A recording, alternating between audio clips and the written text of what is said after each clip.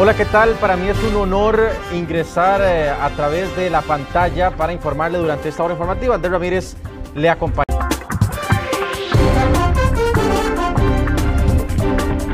Informaciones que están en desarrollo y que ya lo había advertido el Instituto Meteorológico Nacional para esta noche y para la madrugada, mucha lluvia en el Caribe y la zona norte. Vamos ahora en este momento a imágenes en Río Jiménez. Vean ustedes la afectación que se generó, por ejemplo, al final de la tarde. Y hasta el momento se nos informa también que están comenzando los aguaceros en algunos puntos, reitero, de la zona norte y del Caribe. Estas imágenes corresponden a esta zona del país. Vean ustedes los animales. Vamos a escuchar parte del audio, la descripción de quien lo graba. Vean cómo está la vara aquí.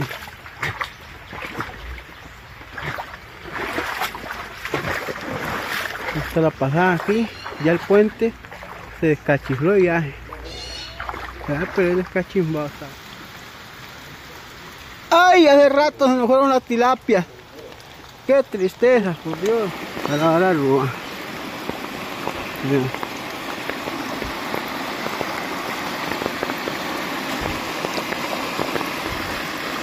Estas son las imágenes que describen claramente la situación en Río Jiménez al final de la tarde. Vean ustedes, el agua superaba las rodillas, casi llegando a la cintura de las personas, y que, reiteramos, a esta hora la situación se podría complicar. Vamos a otros puntos, y particularmente la gran área metropolitana, las zonas altas como Coronado, han registrado el arrastre de nubosidad de zonas del Caribe y mucho viento. Este es uno de los puntos donde se ha dado un descenso en las temperaturas. La lluvia se ha mostrado de manera intermitente, principalmente en las zonas más altas del Valle Central. Y otros puntos como Escazú y Alajuelita registraron nubosidad durante prácticamente todo el día. Vea usted las imágenes, las lluvias fueron moderadas, intermitentes, principalmente durante horas de la mañana, y este patrón podría repetirse durante este miércoles.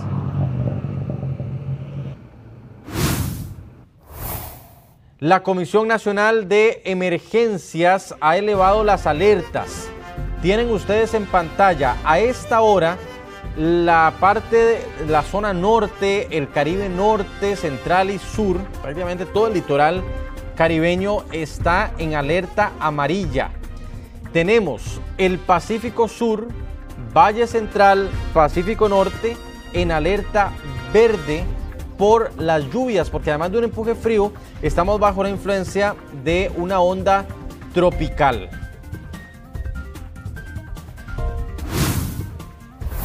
Y de hecho, las condiciones a esta hora de la noche, ahí se los comentaba, el color azul que usted ve sobre el mapa es donde se está concentrando la lluvia a esta hora, ya pasada las 10 de la noche. Y vean ustedes que hay concentrados de lluvia más fuertes todavía ingresando por el Caribe, por lo cual se proyecta una madrugada con bastante lluvia en esa zona. Vean ustedes que está cubriendo justamente donde hay alerta. La zona norte principalmente. Está comenzando la lluvia en el Caribe y también hay un núcleo importante de agua en el Pacífico para que tenga precaución, condiciones a esta hora de la noche. Y hablando de condiciones, el próximo viernes es ahora la fecha en la que reabrirían la ruta 32, siempre y cuando las condiciones del tiempo permitan dinamitar la enorme roca que ha mantenido el cierre durante todos estos días. El objetivo es que el viernes ya los conductores puedan utilizar la ruta 32 para dirigirse al Caribe. Pero todo dependerá del avance de los trabajos que tienen como objetivo remover una roca de 2.500 toneladas. El principal atraso ha sido las condiciones climáticas adversas, que no permiten adelantar los trabajos, los cuales consisten en unas 30 perforaciones para así debilitar la piedra y que ésta pueda caer. Lo que se busca es hacer una voladura controlada, que lo que permita es generar una demolición de la roca que tenemos ahí expuesta, que mantiene unas condiciones inseguras para lo que es el transitar. y para efectos de nosotros vamos a desarrollar un evento el cual consiste en la colocación de explosivos industriales que por sus características buscamos un poco de energía de choque y de rompimiento y un poco de energía de hinchamiento. Eso se utilizan anfos y emulsiones, que es un tipo de explosivos industriales. Se espera que este miércoles se dinamite la roca para después proceder con las labores de limpieza y así poder reabrir la ruta. Es un proceso delicado y bastante complicado. Sabemos que ha generado molestia en algunas personas, las presas que están en Barra Blanca y Turrialba, pero bueno, es un poco de paciencia, es necesario por tema de seguridad vial. Y bueno, mañana se hace la voladura de esta roca, mañana mismo empezamos a recoger y a limpiar. Esperaremos que jueves en la noche o bueno, viernes en la mañana ya esté la ruta habilitada. Por el momento el único paso hacia el Caribe es por la ruta 10, por el cantón de Turrialba para vehículos livianos y pesados y por Barra Blanca para los automotores pequeños.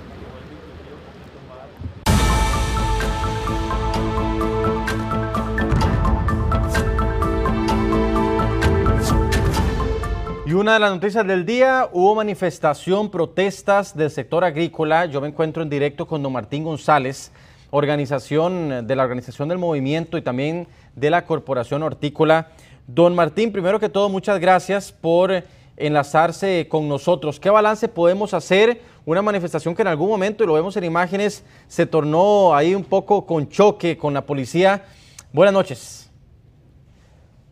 Bueno, muy buenas noches. La verdad, agradecerles el espacio y para todos los costarricenses, de verdad, para nosotros hoy era muy importante dar una pincelada de lo que queremos que el consumidor sepa.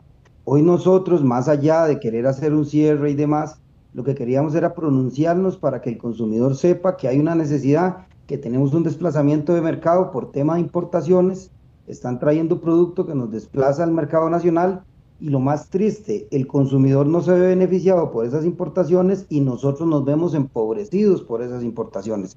La economía nacional está en un altísimo riesgo y nuestro sector desaparecería a unos máximo 3, 4 años. Entonces, hoy apenas fue una pincelada de lo que queremos, salimos respetuosamente, lamentablemente, pues sí, habían unos operativos especiales para que no pudiéramos llegar a Casa Presidencial, y tratar de menospreciar el movimiento que fue de agricultores, que será de agricultores y que esperemos que sea una pincelada para que podamos tener más movimientos respetuosos y de manera de comunicación para que el sector sepa nuestro disgusto, nuestra molestia, pero lo más grave, el riesgo de la desaparición del sector y de la oferta comercial que nosotros sí le tenemos al país. Claro. Don Martín, y ya a esta hora de la noche, cerrando el día, el balance que pueden hacer del resultado. Entendemos, al final no fueron recibidos, se está planeando un segundo movimiento, según nos comentaban algunos de ustedes. ¿Qué podemos decir de lo que sigue ahora? Ok, el balance, la verdad no fue tan malo. Sí sabíamos que el presidente no nos iba a recibir, porque sí lo tenemos muy claro, y ya lo hemos hecho en reiteradas ocasiones, tratar de llevarle documentación, denuncias de las cosas que no hacen, y sabemos que no íbamos a ser recibidos. Pero lo importante era que hoy el país en el balance general supiera que sí tenemos una posición abierta para poder presentar una buena oferta comercial al país, y en especial vienen más movimientos de todo el país, y pensamos pronunciarnos probablemente en Cartago en los próximos días y poder avanzar a todo el país. Claro. Y lo otro también, don Martín, hablando de esta parte en la que quizá quiso salirse de control un poco, ¿qué balance hacen también de esa situación? Ok, para nosotros es muy duro porque nosotros íbamos de manera pacífica. Todos los gobiernos nos han aceptado que siempre ingresemos enfrente de los portones.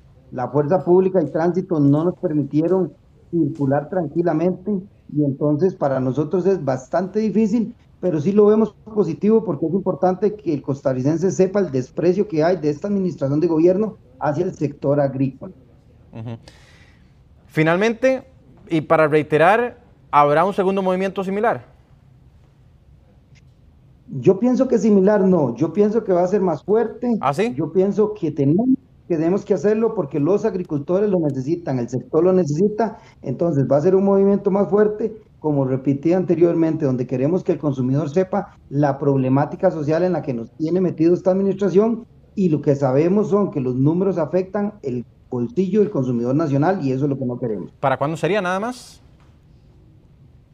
Para los próximos meses, a muy corto plazo, sí tenemos estipulado hacer una conferencia en Cartago solamente con agricultores. Queremos que sepan que nuestro movimiento es netamente agricultores. Agradecemos a las organizaciones que nos quieran apoyar, pero sí tiene que quedar claro que nuestro movimiento es de agricultores y que no debe ser menospreciado ni por presidencia, ni tampoco, obviamente, que los consumidores sepan que es una necesidad agraria y de una economía muy, muy importante para el país. No, Martín, y lo último que es obligatorio preguntarlo, estamos prácticamente que en campaña política. ¿Cómo ustedes, entiendo, así como usted lo acaba de decir, es meramente de agricultores, pero claro, hay candidatos que hoy se acercaron, que pusieron videos en sus redes sociales apoyando el movimiento, no tiene nada que ver con campaña política para ustedes como organización, ¿o sí? Para nosotros como agricultores, lo único que queremos es que el consumidor sepa que este gobierno y las tendencias de este gobierno es un franco enemigo del sector agrícola. Los números nos respaldan con desplazamientos de mercado enormes. Entonces, ya la parte, esto es un país libre de derecho, de que algunos partidos políticos se quieran acercar a la marcha, para nosotros es imposible manejarlo. Lo que sí queremos a partir de ya, y la experiencia que nos dejó hoy es, queremos acercarnos más al consumidor, al público costarricense, y que sí vea que nuestro repudio es total y absoluto, porque el riesgo de desaparecer nuestro sector es del 90, si no podría decir que más % en los próximos años, y la continuidad incluso de esta administración nos dejaría prácticamente afuera. Don Martín, le agradezco muchísimo. Muchas gracias. Don Martín González, organización del movimiento hoy de agricultores. Continuamos.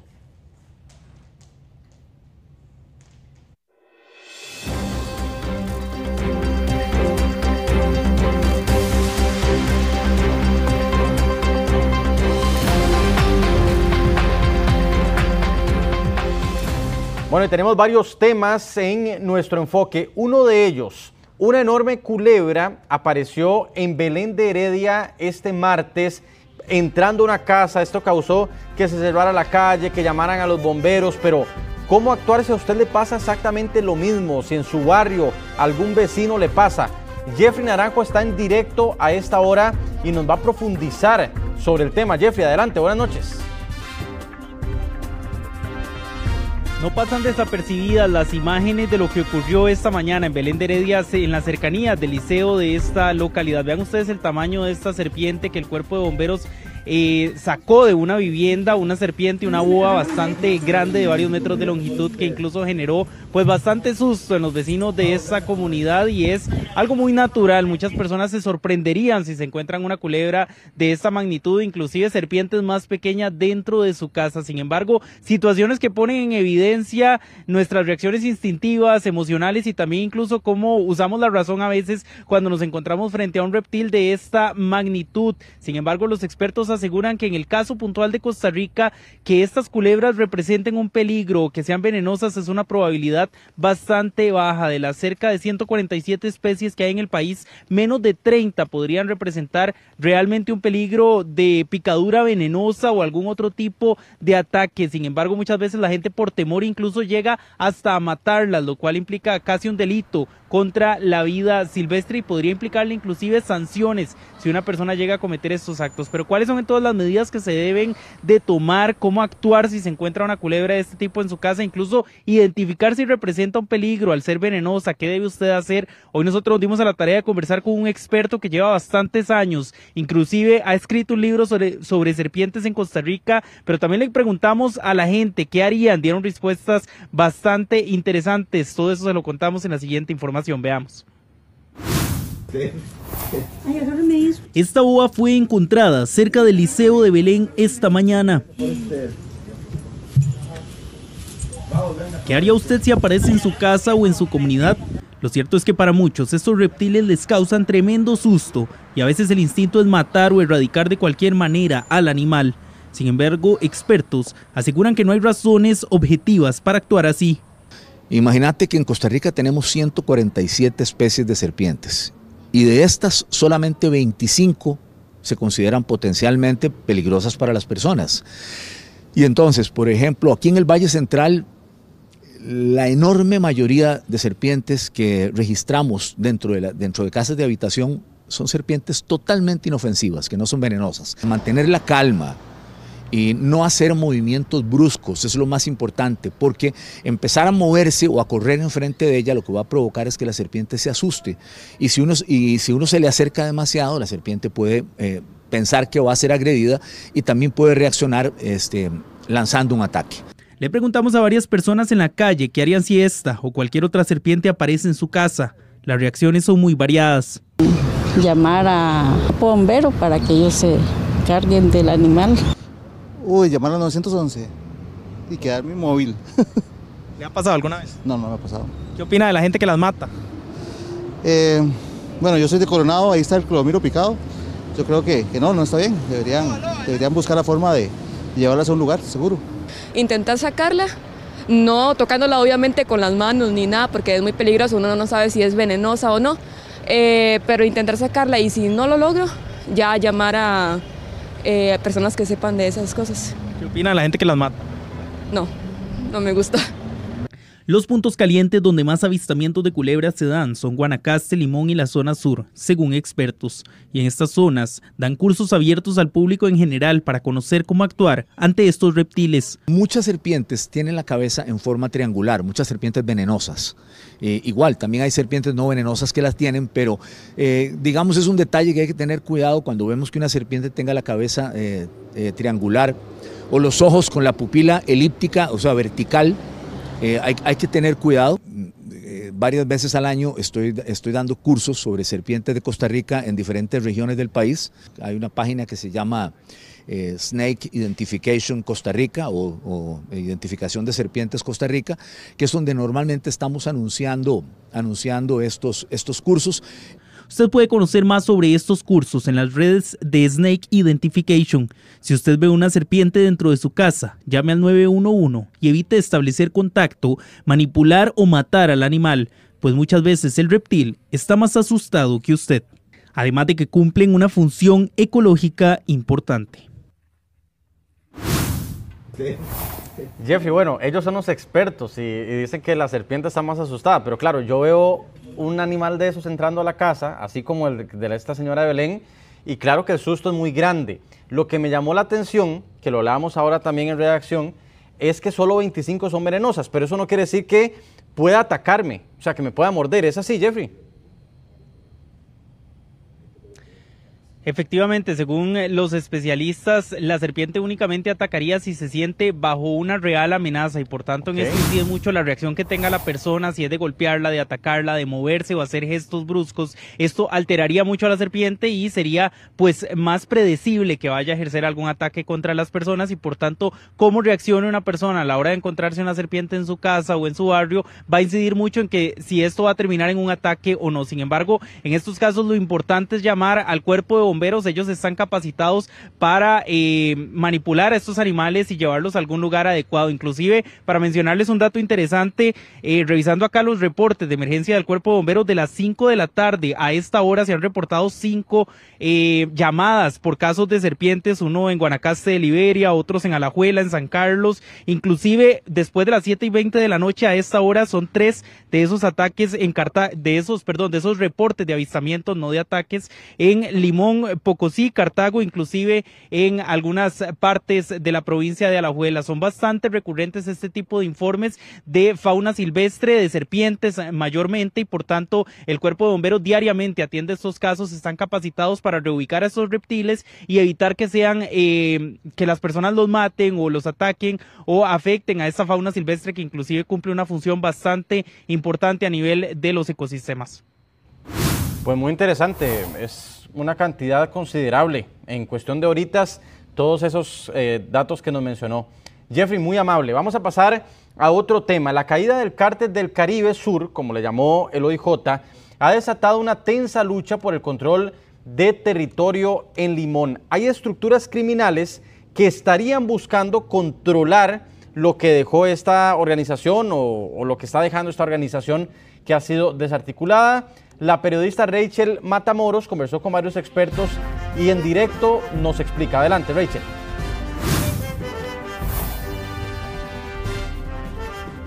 Así es, con la desarticulación de este cártel, ahora hay 3 estructuras criminales que se estarían disputando este territorio en la provincia de Limón. Se habla de la agrupación de la H, que serían los hondureños, también de la agrupación de alias Diablo y por supuesto de la estructura que haya quedado de Tony Peñarrussell, quienes estarían disputando el poder a raíz de esta desarticulación.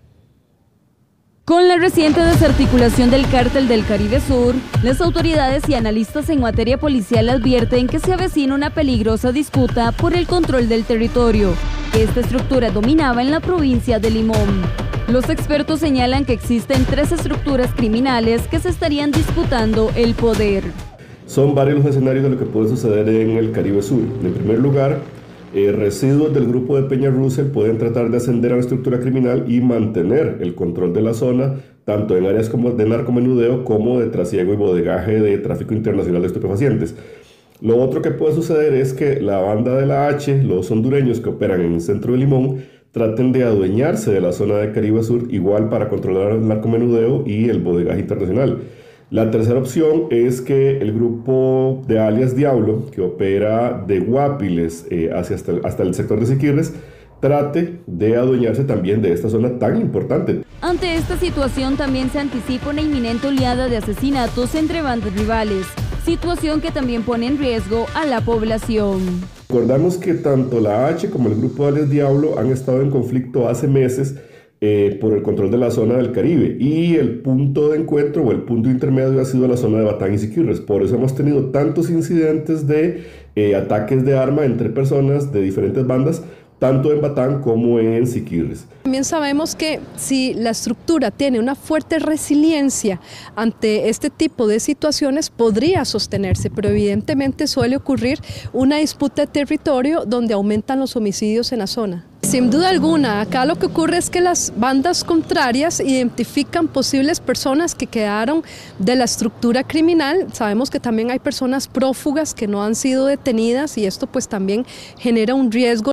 Este tipo de situaciones ocurren en cualquier momento, en cualquier lugar, y esto pone en riesgo a las personas habitantes. Además advierten que lo más preocupante es que se genere una tendencia en la que otras estructuras busquen fortalecerse bajo el mismo modelo de un cártel.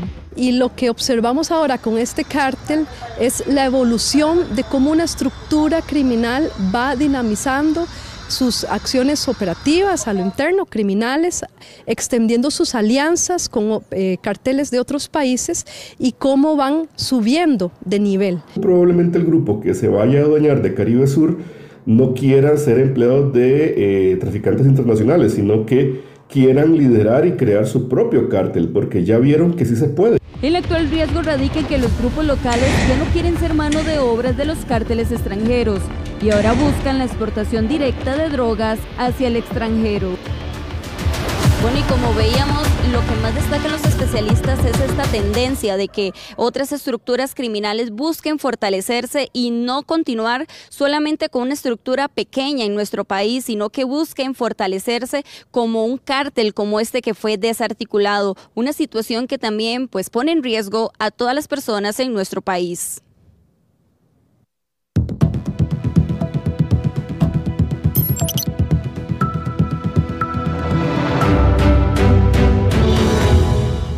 Y hablando de hechos de violencia, gracias a Rachel que nos tocaba este tema, yo me encuentro a esta hora acompañado de Ronan Segura, el representante de la Federación Latinoamericana de Fiscales. Don Ronan, primero que todo, gracias por acompañarnos a esta hora.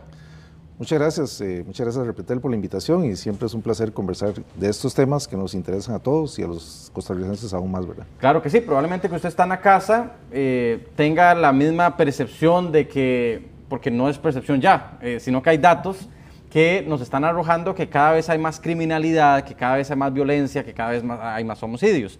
Pues déjeme contarle que hay un índice que se llama Índice Global de Criminalidad que nos posiciona no tan bien con respecto a otros años. De hecho, ahí tenemos la pantalla. Costa Rica pasó del puesto 72 al puesto 58 en ese índice.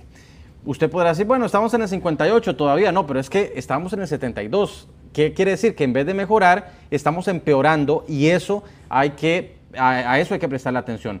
El índice también destaca otro punto. Hay mercados ilícitos más consolidados.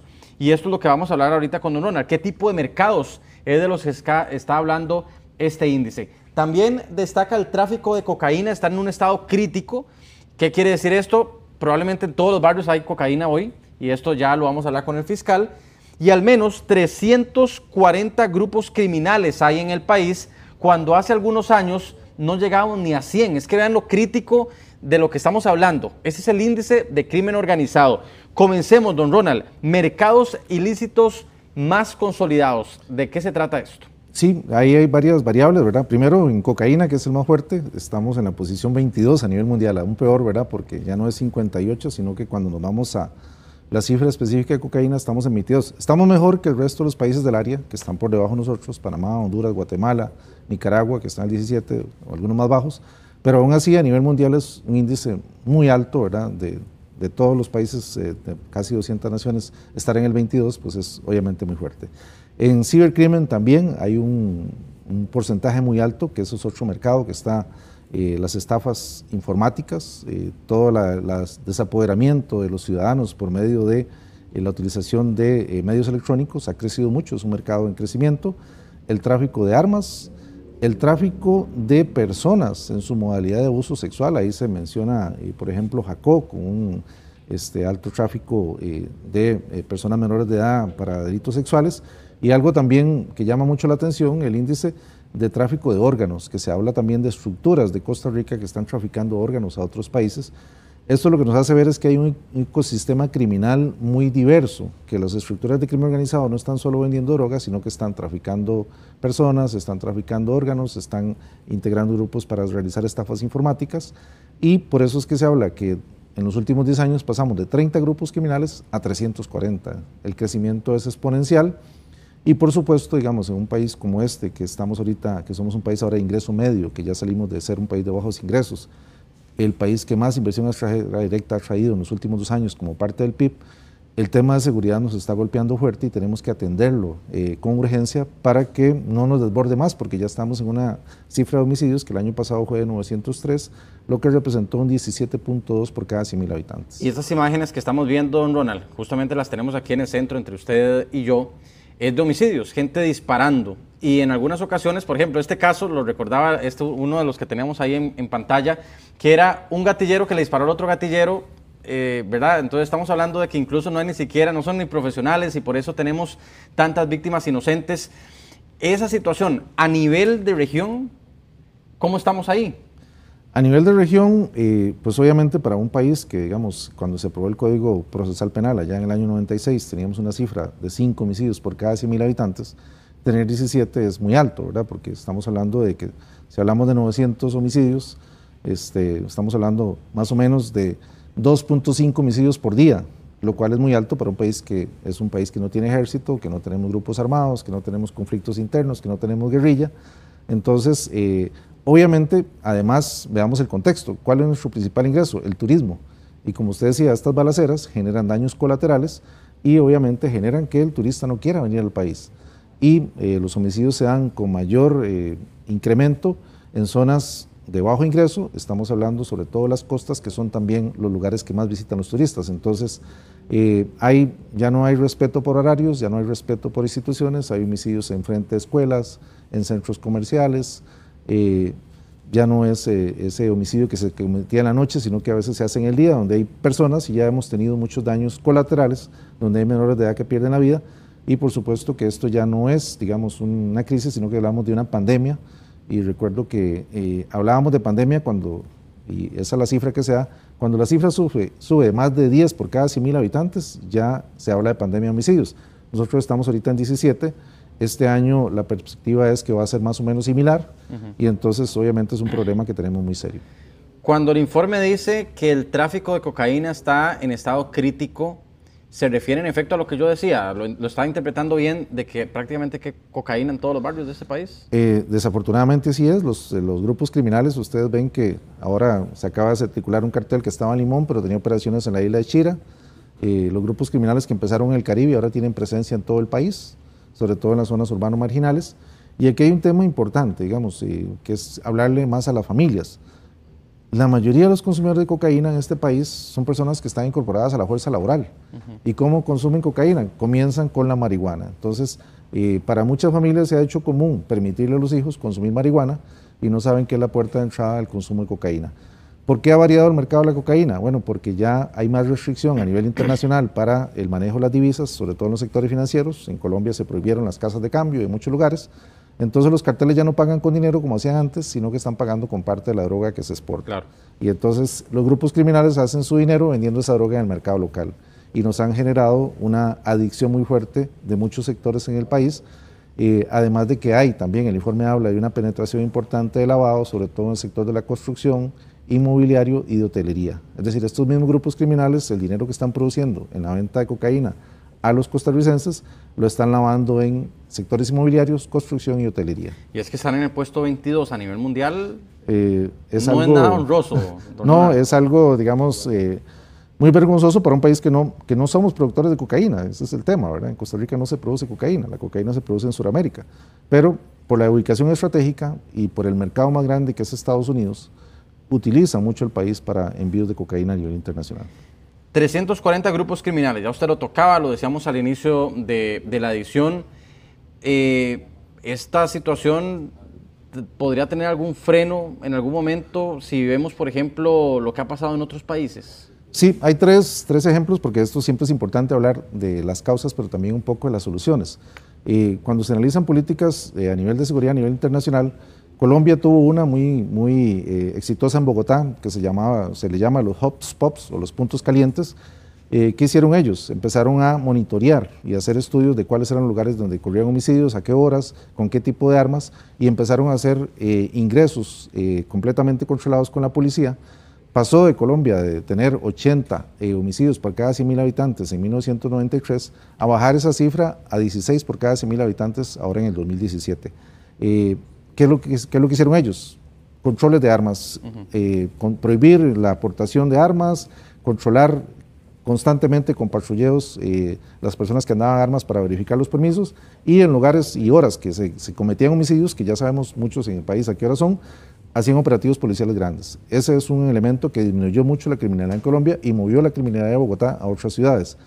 Ecuador realizó una política exitosa también en la época de Correa, que fue el control de prisiones. ¿Y qué fue lo que hicieron ellos? Bueno, las prisiones son las universidades del crimen organizado.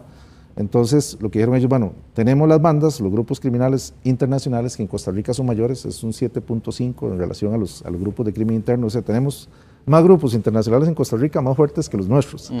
Entonces, y esos muchos operan desde la cárcel. Entonces, lo que hizo Ecuador fue construir prisiones de máxima seguridad para estos grupos, de manera que cortó la comunicación entre ellos y los enlaces de afuera. Pero aquí te hago un paréntesis. ¿Qué pasó después en Ecuador? ¿Que volvió o revertió la situación otra vez en criminalidad? Volvió porque el programa se abandonó cuando llegó otro gobierno.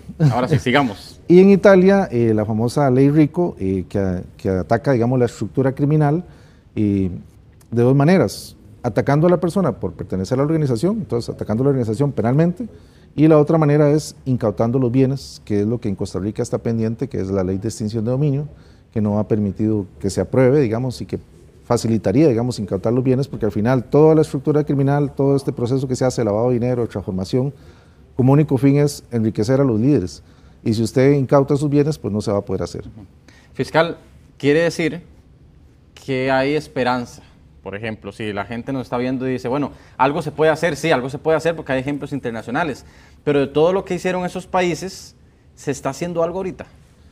En realidad, digamos, hay una estrategia nacional de seguridad, pero aquí sí quiero llamar al corazón de los costarricenses, en el sentido de que tenemos un ego muy grande en muchas instituciones, entonces no hay un trabajo conjunto. Entonces usted tiene policía judicial trabaja por un lado, policía administrativa trabaja por otro lado, policías municipales trabajan por otro lado, policías de fronteras por otro.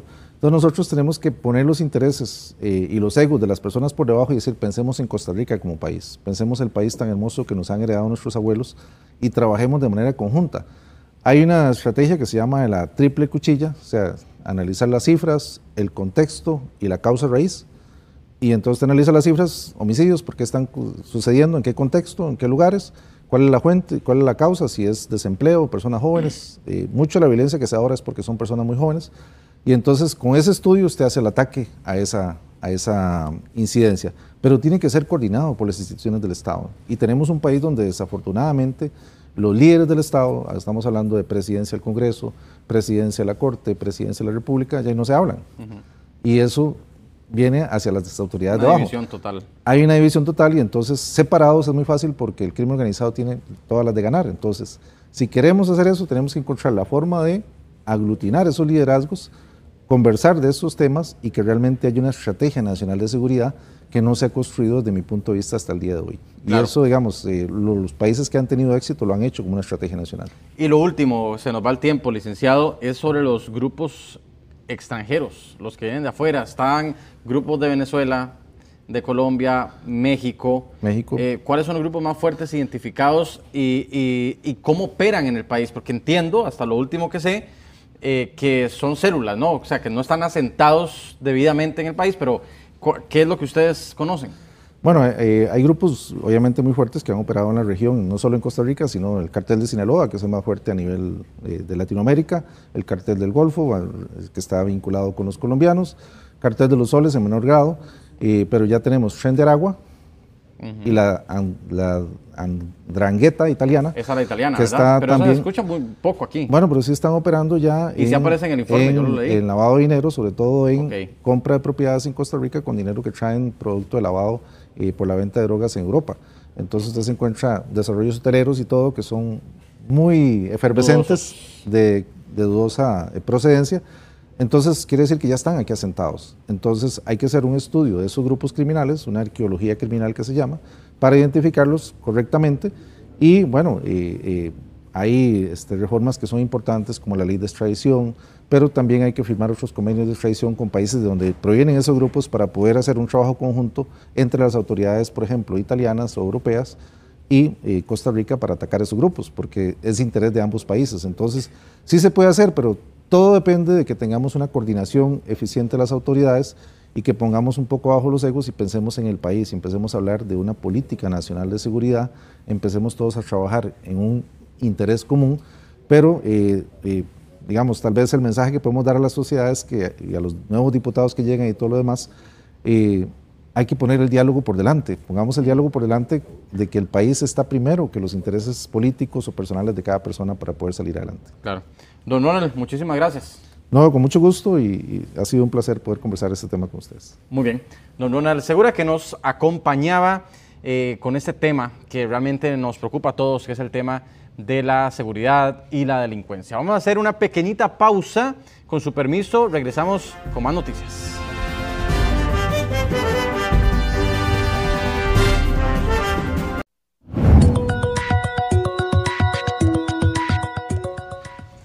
Bien, vamos a los chances. ¿Cómo jugó la suerte? El primer lugar, vean qué numerito más interesante, el 00, con la serie 142. Ese fue el primer premio de los chances. El segundo, el 85, con la serie 949. Y el tercer premio, el 73, con la serie 721.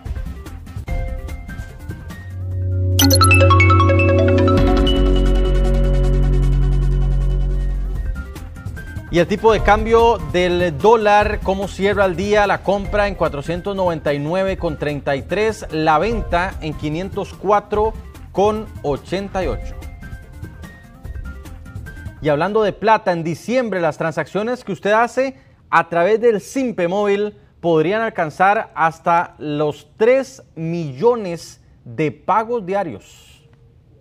Durante noviembre y diciembre muchos comercios ofrecen descuentos atractivos, por lo que los pagos con Simpe Móvil se disparan. Yo lo uso todos los días, es efectivo y es rápido y es lo mejor que se ha hecho en este año, lo que tienen de insistir.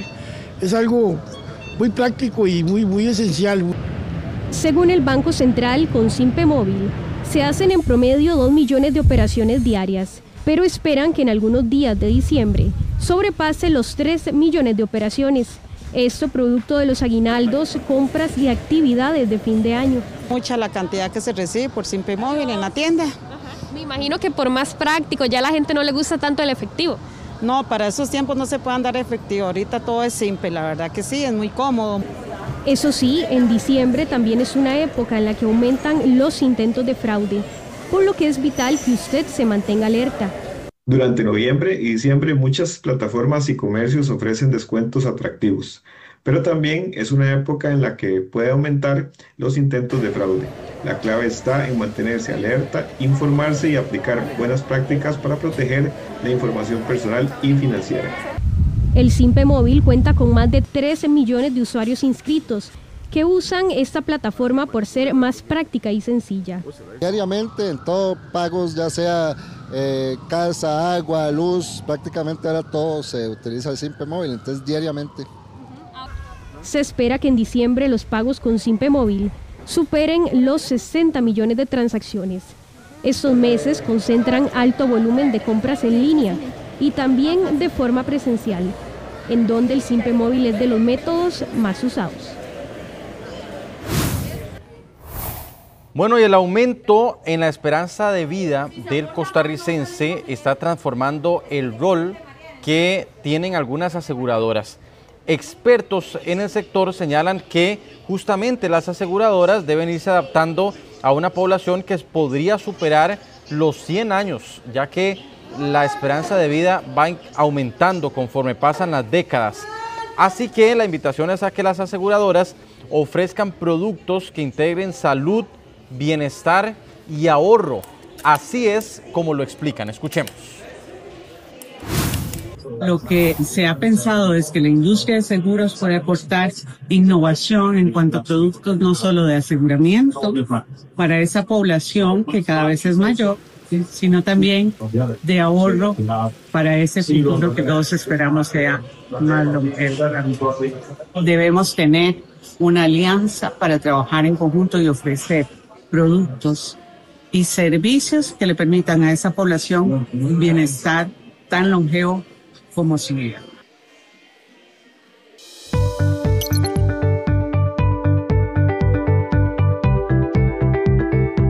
Bueno, y si busca empleo, póngale atención a esto. El próximo sábado se realizará una feria de empleo con más de 450 puestos de trabajo. Son varias empresas privadas que estarán instaladas justamente en el Museo de los Niños, en la explanada, este sábado. Tome nota, desde las 12 del mediodía y hasta las 3 de la tarde. Es muy poquito tiempo, así que es mejor que llegue tempranito. Son empleos tanto temporales como permanentes en modalidades presencial e híbrida. Las vacantes están para trabajar en Quepos, en Liberia, en Tamarindo, en Punta Arenas y también en la gran área metropolitana.